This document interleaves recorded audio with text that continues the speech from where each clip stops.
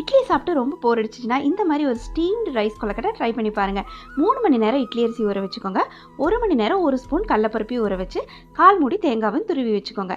இப்போ கடாயில் எண்ணெய் போட்டுட்டு அதில் கடுகு, வெள்ளுளுந்த பருப்பு, முந்திரி பருப்பு, வரமிளகாய், பெருங்காயத்தூள் போட்டு நல்லா ஒரு தாளிப்பு பண்ணிவிட்டு இந்த 1 மணி நேரம் ஊற வச்ச 1 ஸ்பூன் கடலைப்பருப்பையும் இதிலே போட்டு நல்லா வதக்குங்க.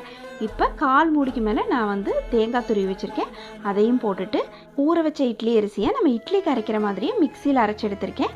கொஞ்சோண்டு தண்ணி கலந்து அரைச்சிருக்கேன், அதையும் இதிலே போட்டு நல்லா இந்த மாவில் உப்பு சேர்த்து நல்லா வணக்கி கொடுங்க. இந்த பக்குவத்துக்கு வந்ததுக்கப்புறமா ஒரு 5 நிமிஷம் ஆறுனதுக்கப்புறமா இந்த மாதிரி கொழுக்கட்டை மாதிரி ஷேப் பண்ணிவிட்டு நல்லா ஸ்டீமரில் வச்சு ஒரு 10 to 12 மினிட்ஸ் ஸ்டீம் பண்ணி எடுத்திங்கன்னா ரொம்ப அருமையான தாளிச்ச கொழுக்கட்டை பிரமாதமாக ரெடி ஆகிடும். நீங்களும் இதே மாதிரி ட்ரை பண்ணி பாருங்கள், ரொம்ப பிடிக்கும் உங்களுக்கு. பிடிச்சிருந்தா மறக்காமல் கமெண்ட் பண்ணுங்கள். தேங்க்யூ ஃபார் வாட்சிங். நன்றி, வணக்கம்.